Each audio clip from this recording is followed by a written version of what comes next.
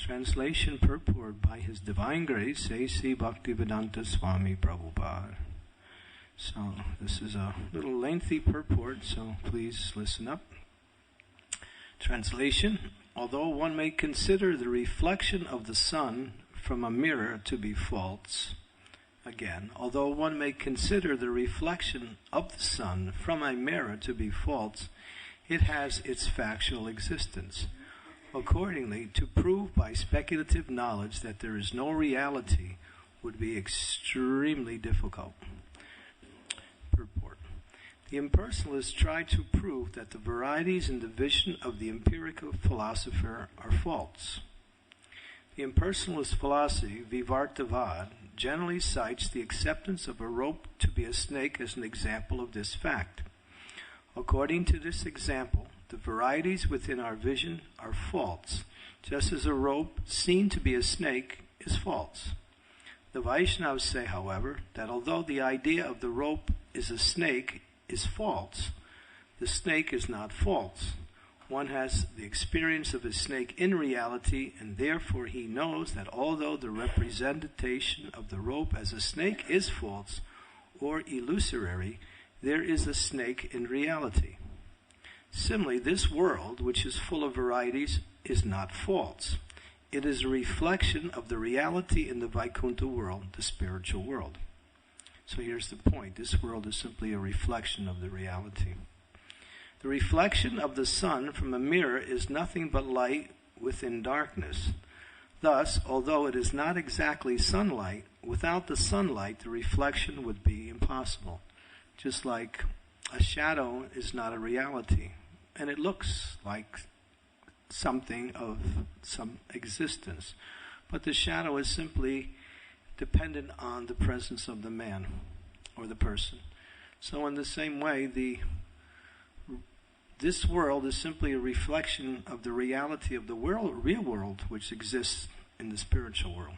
So this world is not false, but it is seen to be false in the sense that it is not the reality. It is a reflection of the reality. The reflection exists only because of the reality. Make sense? Okay. Very good. Thus, although it is not actually sunlight, without sunlight, the reflection would be impossible. Similarly, the varieties of this world would be impossible unless there was a real prototype in the spiritual world. The Mayavadi philosophers cannot understand this, but a real philosopher must be convinced that light is not possible at all without a background of sunlight. Thus, the jugglery of words used by the Mayavadi philosopher to prove that this material world is false may amaze inexperienced children. But a man with full knowledge knows perfectly well that there cannot be any existence without Krishna. Therefore, Vaishnava insists on the platform of somehow or other accepting Krishna. Tasmad kenyapi upayena mana Krishna nivesayet. When we are raised of our unmixed faith to the lotus feet of Krishna, everything is revealed. Krishna also says in Bhagavad Gita 7.1, Maya Shakta Mano Partaha Yoga Yujim Marasrayaham Asamsayam Samagramam Yatadjasyasi Tatstrino. Now hear, O son of Pritha Arjun, how by practicing yoga with full consciousness of me, with mind attached to me, you can know me in full, free from doubt. So this verse that Prabhupada cites in this purport is the most often spoken verse by Srila Prabhupada out of all the verses he ever spoke on. So how important this verse is. I'll read it again. Now hear, O son of Pritha, how by practicing yoga in full consciousness of me, Krishna speaking, with mind attached to me, you can know me in full, free from doubt. So yoga means to fix the mind on Krishna with what we say, full consciousness of Krishna. That's real yoga. And that is full yoga. Simply by raising one's staunch faith in Krishna and his instructions, one can understand reality without a doubt. Asamsayam samagramam. One can understand how Krishna's material and spiritual energies are working and how he is present everywhere, although everything is not him.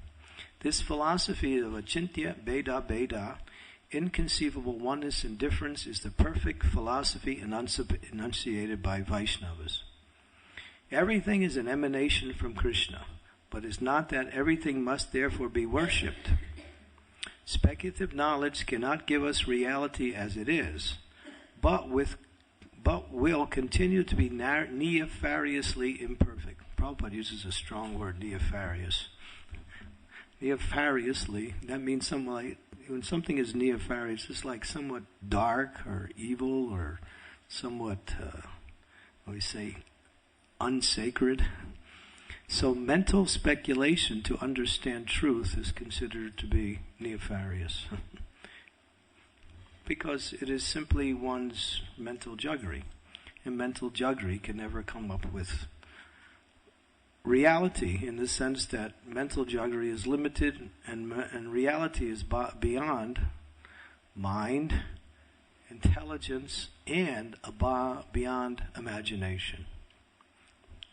You can't even imagine. Imagination can go beyond intelligence. You can use your imagination beyond the range of intelligence, but even by imagination, one cannot understand the absolute truth. So those persons who are mental speculators are simply using some kind of imaginary form of understanding simply by observation and empirical knowledge. I see something, therefore I exist in relation to something else. I see the deity, therefore the deity is stone or wood. Can't move, can't talk, can't eat. You put the food in front of the altar and you take it away, and it's the same way it was when you brought it on there, right? It's all ritual, right? Mental speculation. But a Vaishnava knows that Krishna eats, and not only does he eat, but that has been transformed into something completely spiritual. What was once material now is spiritual. Simply by the process of devotion. So, therefore the devotees know, or the Vaishnavas know, that mental speculation is always wrong. Everything is an emanation from Krishna, but it is not that everything must be worshipped. Speculative knowledge, okay. So-called scientists try to prove that there is no God, and that everything is happening because of the laws of nature. But this is imperfect knowledge, because nothing can work unless directed by the Supreme Personality of Godhead. This is explained in Bhagavad Gita 9.10 by the Lord himself. Maya dakshena prakriti suyate sacharacharam hetunaneda kaunteya jagar vipar vivartate.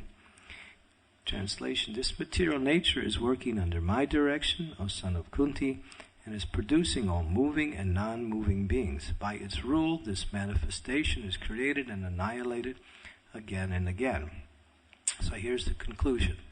In this regard, Srila Madhvacharya gives this note: Durgatavat atavena parameshwara renaiva kalpitam. The background of everything is the Supreme Personality of Godhead, Vasudeva. Vasudeva Sarvamiti Samahatma Sudurlabhaha. This can be understood by a Mahatma who is perfect in knowledge. Such a Mahatma is rarely seen. Om Agyantimirandasya Gyanajana Salakaya Chaksu Unmilitam Yena Tasmai Shri Gurave Namaha Shri Chaitanya Manobhistam Staptitam Yena Bhutale Swayam Rupa Kadamayam Dadati Swam Padantika. Jai Sri Krishna Chaitanya Prabhu Nityananda Sri Advaita Gadadhar Shivasari Gaur Bhaktavind. Hare Krishna Krishna Krishna Hare Hare, Hare Rama Rama Rama Hare Hare. So this month is a different month from the rest of the months of the year. It generally comes up every 29 months. It's called Purushottam Mas. Purushottam Mas is is the holiest of all months. It is named after Krishna himself. Krishna is called Purushottam. And this month is equal to 16 Kartiks. If you perform vratas for Kartik for 16 years, that is equal to the performance of vratas, austerities, penances in this month. And how valuable this month is. That's spiritually valuable. One can make tremendous spiritual progress in this month. Therefore, in the Bhagavad Gita, there's one chapter called Purushottam Yoga. Krishna's particular speaking about what is concluded as being the highest philosophical knowledge is mentioned in that chapter. And what is that knowledge? It begins by explaining what we're exactly talking about here, that there's a tree. The tree is a banyan tree. And the banyan tree is completely different than other trees in that its roots go upward and its branches come downward. It looks like the opposite. It's actually, what we say, can be seen as a reflection of the reality. And it's mentioned in that section that the branches are the different activities of the living entities. The leaves are like the hymns of the Vedas. The twigs are like the modes of material energy. The buds are like the senses, sense objects. So what is this tree? This tree is like a formation of the material world. But the tree is upside down. Just like if you see a regular tree in the reflection of the water on the bank of a river, everything looks upside down. The branches, the roots, or everything is turned upside down. So this example is used to give us an understanding what is this material world. And what is it explained? That this material world is a reflection of the reality. In the reality, everything exists, and the reflection looks like the reality. But in the reflection, what you don't get is what's in the reality. The nature of the soul is ananda, or pleasure. That is our nature. Everyone is by nature pleasurable in existence and always trying to experience pleasure. But in this world, because it's not the reality, although the reality exists within the spiritual world is Ananda, Krishna is Ananda, we are also Ananda. When we try to find that Ananda in this material world, we don't find it. Just like if you see bananas in the mirror and you think, oh boy, that looks really nice.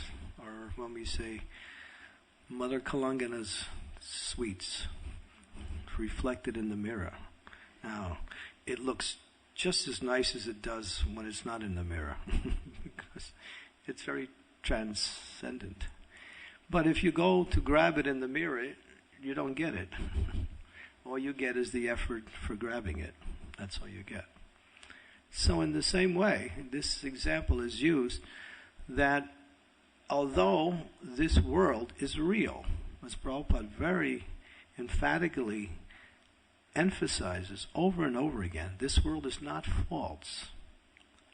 But it is false in the sense is that it can't give what the soul is looking for. That's the falsity. It appears that it can give, just like the mirror is reflecting the reality and it looks as just the same as the reality. But you can't eat the prasadam in the mirror. Nor is the person in the mirror really there. That person is reflected by the mirror. So in the same way, this material world can't give us what we're looking for.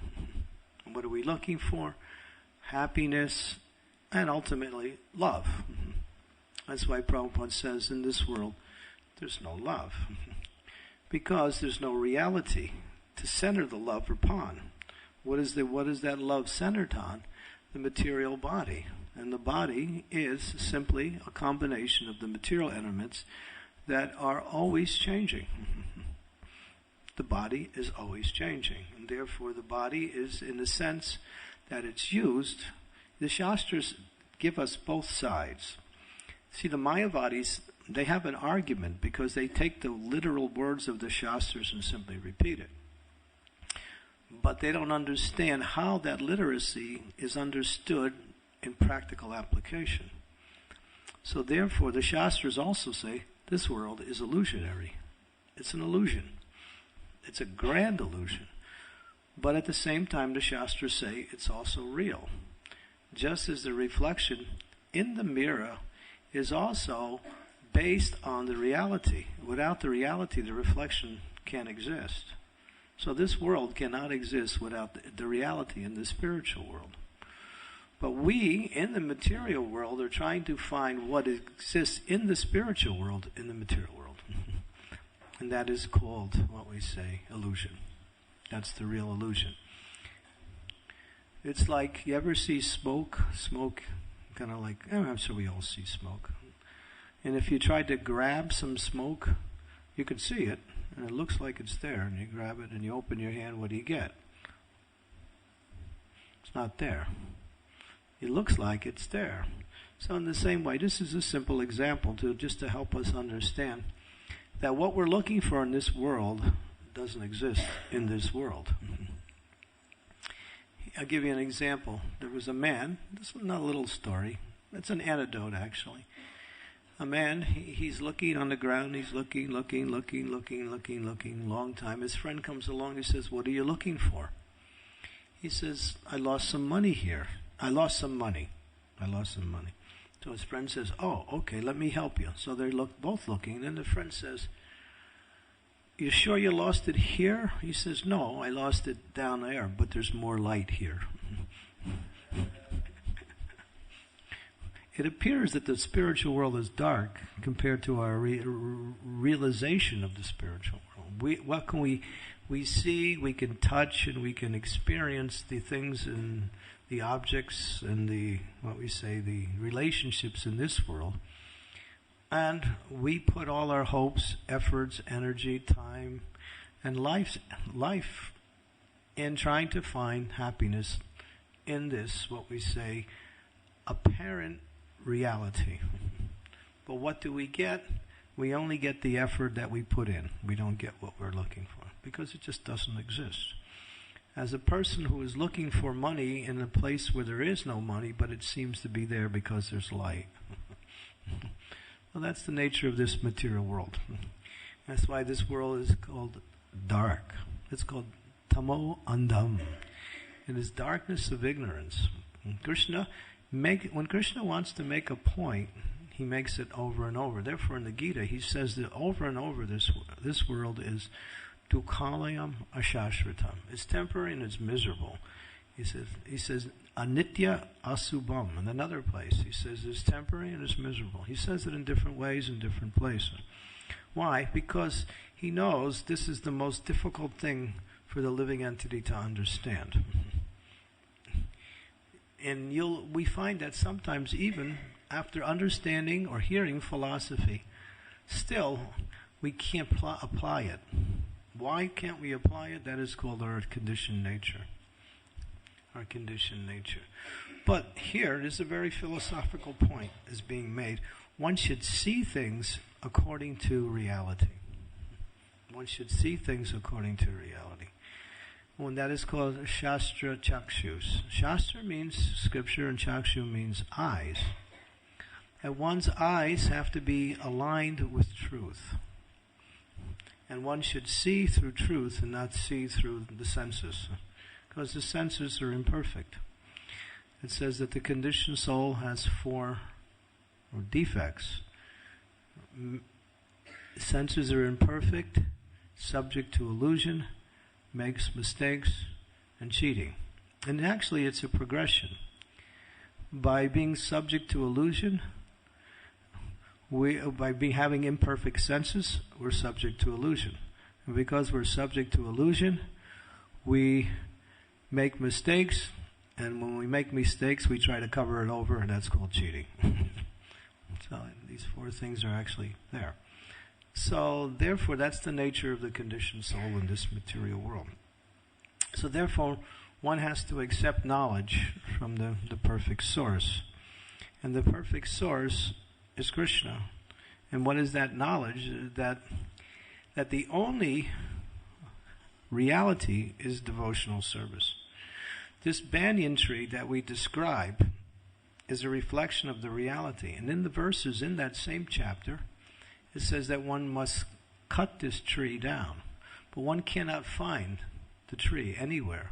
If you try to trace out through philosophical speculation, or not mental speculation, but philosophical speculation, which is a bona fide form of speculation, if you try to come to the understanding of where this material world begins and where it ends, you'll go on for thousands of lifetimes. It's so vast and so complicated because it's Krishna's energy and it's always changing. Therefore, one cannot find the root of this banyan tree of illusion simply by philosophical speculation. But how does one destroy this knowledge, this tree? This tree is destroyed by cultivating spiritual knowledge and by detachment. That is the beginning of what we say, understanding the process of devotional service. Devotional service is not dependent on philosophical knowledge nor detachment. But, as Prabhupada writes in Nectar of Devotion, and also when he first began in teachings of Lord Chaitanya, he said that in order to practice devotional service effectively, one should cultivate spiritual knowledge and detach oneself from material activities. As long as the conditioned soul is still trying to find happiness through material activities or through material sense gratification, that effort will destroy one's effort in devotional service. Jai Sisi Radha Gokulananda ki jai, Sitaram Lakshman Hanuman ki jai, Sri Sri Gaur Nitai ki jai. So what is that detachment? Detachment is easy to understand. It's not that you have to stop anything. Rupa Goswami says, Ayanaya Sakti Visayan Yaryata Upayunjite Nirbande Krishna Sambande Yukta Vairagya. Here's the key, Yukta Vairagya. What is Yukta Vairagya? It means to use what Krishna has given you in devotional service. That's real renunciation. Not simply stopping material activities, but using material things in the service of the Lord, because actually everything is spiritual. Krishna cannot create anything material. So when we say this world is material, it's simply a designated definition that helps us understand that something that is apparently cut off from the Supreme has another, what we say, definition. In other words, as soon as the living entity sees, or their consciousness is separate from Krishna, that's called material. As soon as that same consciousness is connected to Krishna, that's called spiritual. As soon as you eat prasadam, that's spiritual. As soon as you eat bhoga, that's material. The eating process is the same. If you glorify the politicians, that's material. If you glorify Krishna, that's spiritual. So it's a matter of simply taking everything. Krishna says in Gita, Yat karosi, yaranasi, yat jahosi, dadasi, yat tatapasi, tukunti, tat kurusho mararpan. He says, whatever you do, whatever you eat, whatever activities you perform, whatever do it for me. That's all. That's the key, or that's the beginning of devotional practice, to do everything as a service to the Lord. But why should I do that? What about me? I got my plans, I'm young, I want to get an education, I need to get married, I need to get a home, I have to get a good job. How do you go? Well, will Krishna provide that if I simply stop thinking about all these things and just engage in devotional service? I don't know. He's pretty busy. He may not get to me, and by the time he gets to me, it might be too late. I might be an old person by then. We don't think exactly like that, but internally, the mood is we don't have full faith in Krishna. Well, the faith is not developed to the point where we actually understand that Krishna can take care of all our needs, materially and spiritually. I think Malati was making that point yesterday in class, that Krishna provides whatever we need, but it's in proportion. Here's the key, it's proportion. As Krishna says in Gita, Ye yatam mam prapadyante tam stataiva bhajamiyaham. That if you approach me 50%, that's what you're going to get. If you approach me 80%, that's what you'll get. In other words, how much does the conditioned soul want to surrender to Krishna? Because surrender is also proportional. We can surrender 10%, 20%. But surrender is not something optional, because to not surrender means to be in a situation of what we say, what's the word? To be in an abnormal situation. Surrender is natural because ultimately everything is Krishna. And to see something outside of Krishna means to see wrong. Just like to see the reflection in the mirror as a reality is not right, because it's coming as it's due to the presence of the reality that the reflection is there also. So the reflection is dependent on the reality. So everything in this world is simply connected to Krishna. So therefore, and Prabhupada one time was giving a lecture. He shocked everybody. You know, Prabhupada was expert at shocking people. Because he could speak the same thing from different sides and come up with the same conclusion by presenting the same thing in different ways. That's called Krishna. It's described in Nectar Devotion. A person who is a genius can apparently balance opposing points and still come up with a logical, rational conclusion. Whereas people say, well, this is right and this is wrong. We say this is right from this angle, and this is right from this angle, and this is right from this angle, and this is right from this angle.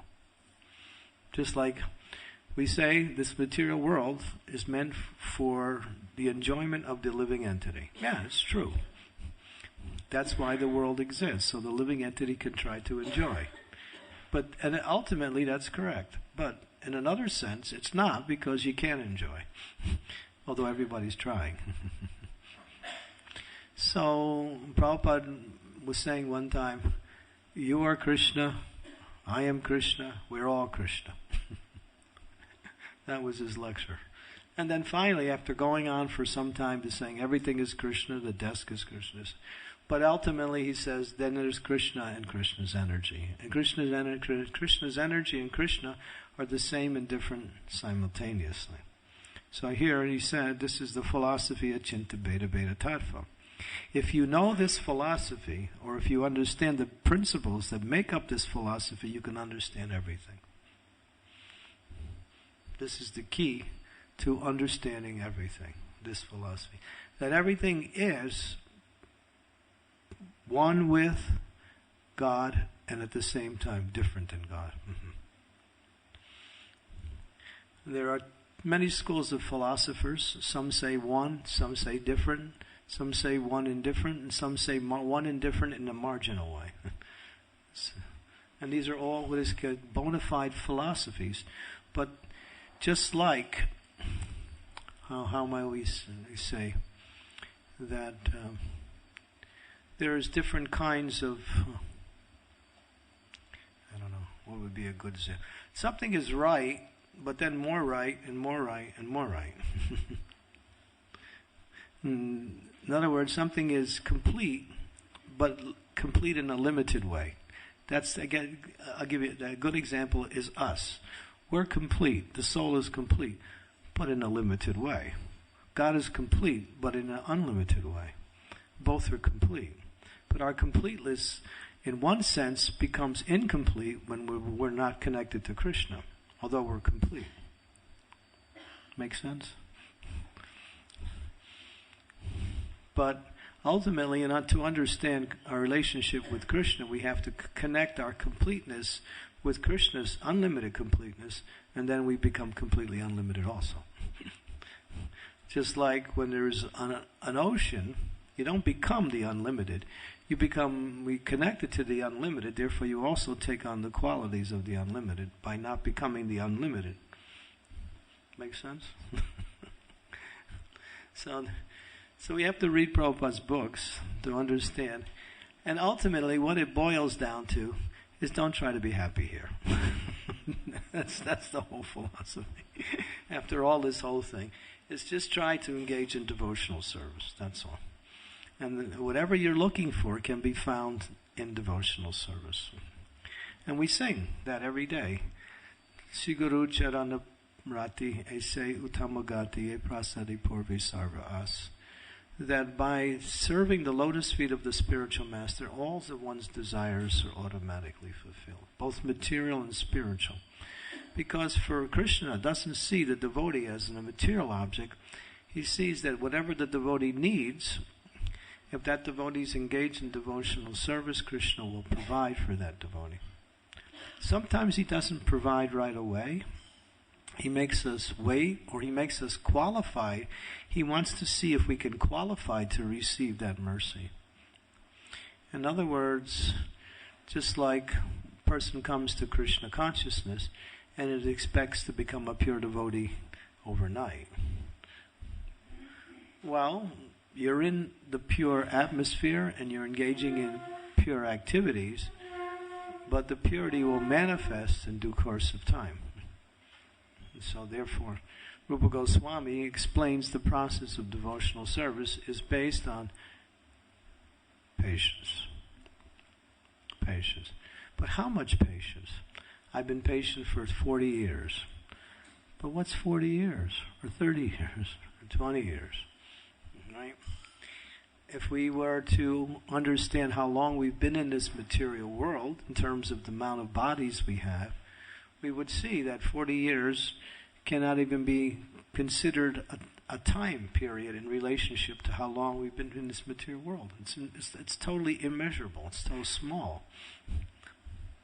But 40 years or 50 years or 100 years seems like a long time.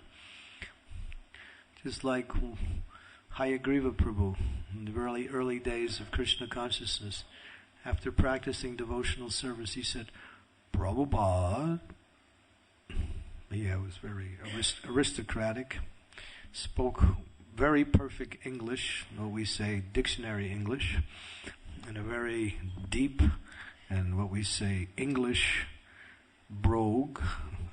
Prabhupada, I have been practicing devotional service for 1 year, but I don't have love of God. Prabhupada said, 1 year. Very good. Continue. How long have you been in the material world? But the Prabhupada also says the process is instant. At the same time, what we say, gradual. What is the instant aspect of devotional service? Is that one can completely surrender in one moment. And we have the example of Maharaj Kadvanga. Prabhupada would use this example to show how that devotional service can be perfected in one moment. And I'll give you another example after this one. But this is interesting. Maharaj Kadvanga was a powerful king who was living on earth. Big fight started in the heavens. The demigods needed his assistance. He came with all his armies. They fought.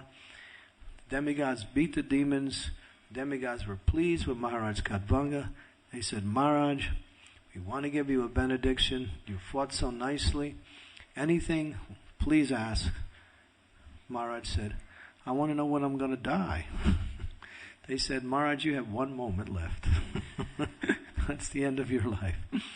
And Prabhupada says, in that 1 moment, he fixed his mind on the lotus feet of the Lord and attained perfection. So it only takes 1 moment to become perfect, if we could fix our mind on the lotus feet of the Lord. But here's the formula for perfection. This is the practical, doable, day-to-day formula of perfection is, my dear Lord, whatever you want, I want. That's all.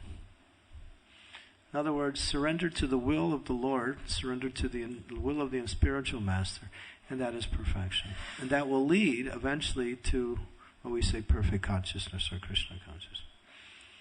If we're marginal in our mood of surrender, then it'll take forever. But if we're surrendered, we can surrender in 1 moment. My dear Lord, whatever you want, I'm ready. Whatever a service I have to do, whatever I have to give up. His Holiness Bhakti Tirtha Maharaj would challenge all of us. I remember he challenged the whole GBC body in Mayapur during the meetings one year. He said, I want you all to make this one prayer.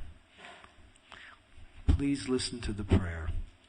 Make this prayer. My dear Lord, whatever I need to become fully surrendered, please bring it on. And whatever I don't need that is blocking my full surrender, please take it away. Nice prayer. And that's a prayer of perfection. But it gets scary after a while. Because as soon as you make that, Krishna starts working. and you'll see. And we get tested. But we should have faith that ultimately whatever Krishna does through the process of devotional service will bring us to what we're looking for, eternal and what we say, unlimited happiness. Nayam deho bhajan nirloke kastan kama arati vidbhuja divjay tapo divyam putra kardyena savam. By performing austerities, one can get divyam, or transcendental. Yusmad atam brahma sokyam tvanantam. The last line is important. That material happiness is limited and not real happiness. But spiritual happiness is tvanantam, unlimited. Brahma sokyam means spiritual happiness is unlimited. So, cut down the tree by becoming averse to material activities, or perform your material activities for the pleasure of the Lord. In other words, if I want to get married and I'm looking for a spouse, I should get a Krishna conscious spouse and not somebody who I like just because they look good and have nice personalities and so many other nice things. Because by getting a Krishna conscious husband or wife, it's more inclined that I'll be able to practice Krishna consciousness nicely throughout my whole life.